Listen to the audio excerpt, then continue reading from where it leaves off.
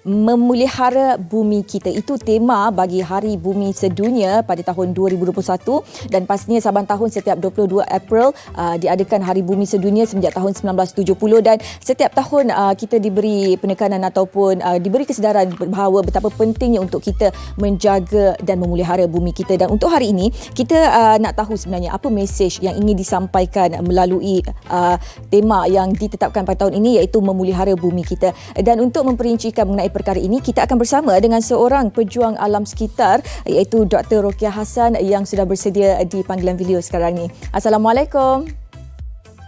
Waalaikumsalam. Okey, apa khabar doktor? Alhamdulillah sihat. Cik Masila apa khabar? Alhamdulillah saya sihat. Okey, baik doktor. Kita semua tahu bahawa tema untuk Hari Bumi Sedunia pada tahun 2021 adalah memulihkan bumi kita. Mungkin doktor boleh terangkan kepada kami di Malaysia hari ini, apa sebenarnya mesej yang ingin disampaikan mengenai tema Hari Bumi Sedunia pada tahun ini? Okey, kalau kita ikutkan, sebelum saya nak mengulas apakah mesejnya sebenarnya kan, sedikit fakta yang boleh mungkin saya sharekan.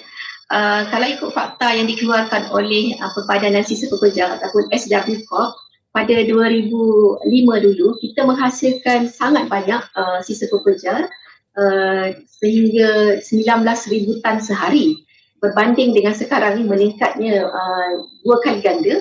Pada 2018 sebanyak 38,000 tan sehari. So keadaan tu memang sangat meruncing.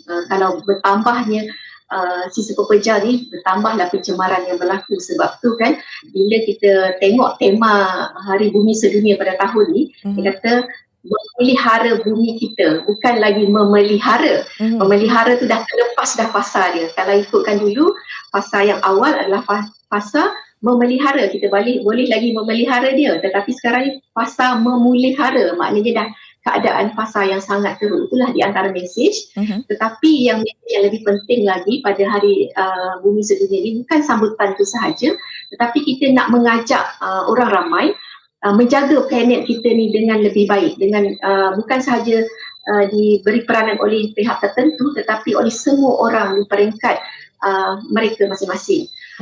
Kalau Cik Masila perasan kan, pada tahun 2010 dulu kita pernah terlibat menyertai untuk Earth Hour. Bila sampainya Hari Bumi Sedunia, kita akan buat Earth Hour yang mana kita akan tutup 1 jam lampu kat rumah. Ingat tak kan masa tu? Alhamdulillah ada impact. Semua di dunia ni kan, negara-negara di dunia ni menutup 1 jam waktu tu. Dan ada impactnya Alhamdulillah. Tetapi tidak mencukupi waktu sekarang ni. Itu dulu 2010. Sekarang ni keadaan sangat meruncing, maka kita perlu lipat gandakan lagi usaha kita untuk menjaga alam kita ni dengan lebih baik. Okey, baik doktor. Sebenarnya sebagai masyarakat, apa sumbangan kita? Apa yang boleh kita lakukan untuk kita sama-sama memelihara bumi kita ni? Kalau sebelum ni pada 10 tahun lepas kita akan ada mengadakan Earth Hour. Jadi sebagai masyarakat sebenarnya sekarang ni macam mana? Apa sumbangan yang boleh kita lakukan? Okey, sebaiknya kan kita ni kena ambil tahu, kita kena mempelajari, memahami dan melaksanakan di peringkat kita. Katakan contohnya kan, sebab kita nak, bila orang biasa dengar kita nak kitar semula, kita nak buat 3R, segregatekan ataupun asingkan sampah. So kita akan buat kitar semula produk-produk yang boleh kita kitar semula, dan termasuklah juga sisa makanan yang sangat-sangat banyak kita hasilkan setiap hari. So saya menyarankan kalau boleh penyertaan dibuat di rumah. Sekarang ni kita banyak masa di rumah kan, maka kita boleh asingkan sisa pekerja yang kita hasilkan setiap hari, macam contohnya kotak, plastik, dan juga sisa makanan. Sisa makanan kan, especially dalam keadaan sekarang kita tengah berpuasa dalam bulan Ramadan dan akan disusuli dengan menyambut Hari Raya, akan banyaklah sisa makanan yang kita akan hasilkan.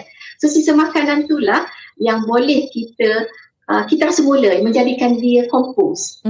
Dan kalau tengok slide-slide yang saya sharekan tu kan, kita di peringkat rumah ni, kita boleh menghasilkan kompos ataupun baja yang kita nak guna tanam sendiri tu kan, daripada sisa makanan yang kita buang. Contohnya kan, kalau dekat rumah kita lepas berbuka, ada nasi tak habis, sayur tak habis, Apa tu bila kita masak tu kan semua bahan-bahan masakan kita tu macam kulit-kulit bawang, kulit apa ni buah dan sebagainya kan kita buang. Itu sebenarnya sangat bagus kita jadikan kompos. So sumbangan kita boleh buat benda tu di rumah. Setiap orang boleh buat. Bayangkan kalau ada berapa juta penduduk di Malaysia, kalau semua orang menyumbangkan buat kompos macam saya tunjukkan dalam ni kan video ni. So banyaklah yang kita boleh kurangkan kesan pemanasan global ni di peringkat masing-masing. Kalau kita boleh buat di rumah, di sekolah, di universiti, di tempat kerja kita, in fact kan memang kita memang hasilkan sisa makanan ni memang sangat banyak. So itulah yang kita perlu sertai. Kita jangan tak ambil peduli, kita kena ambil peduli sebab sekarang ni kan bukan sahaja kita nampak ini adalah sebagai kerja amal ataupun kebajikan ataupun sosial saja, sebenarnya dia juga memberi impak kepada ekonomi kita. Contohnya kan kalau dulu bila kita buat kitab semula ni secara sukarela tak banyak orang nak terlibat, tetapi bila ada impak dari atau reward dari segi ekonomi, orang ada mula datang membeli, ada harga bila kita jual botol plastik, kertas dan sebagainya kan, so orang berminat untuk terlibat sama dalam bisnes kitar semula. Sama jugalah dengan projek kompos yang saya sebutkan tadi. Okey, baik doktor. Menarik sekali dengan penghasilan projek kompos ini. Jadi doktor, sebagai kata-kata akhir daripada doktor lah sendiri, sebenarnya apa harapan dan juga saranan daripada doktor sendiri dalam usaha memulihkan bumi kita ini agar ia memberi impak yang positif kepada semua sekali?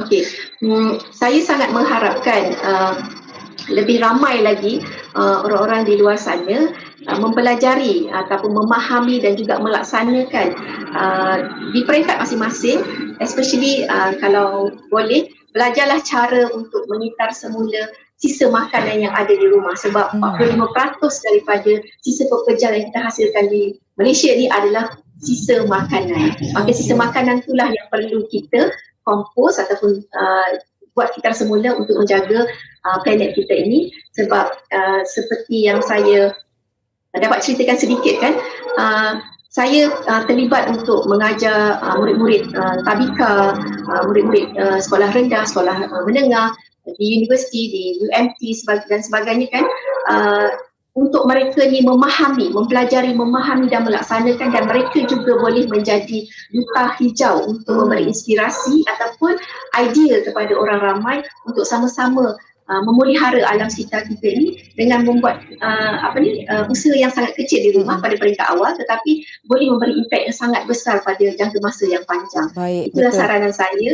Kalau mereka berminat untuk mengetahui tentang apa yang saya sarankan ini, boleh hubungi saya di Facebook saya, Rokia Hassan juga. InsyaAllah saya sudi kongsi secara percuma. Baik, baik. Terima kasih doktor kerana sudi berkongsi kepada kami sebenarnya apa memelihara bumi kita ini. Terima kasih banyak doktor. Sama-sama. Okey, baik, itu dia tadi Dr. Rokia Hassan yang merupakan pejuang alam sekitar. Penting untuk kita memelihara bumi kita dan pastikan sisa makanan kita itu kita kitar semula, jangan dibazirkan.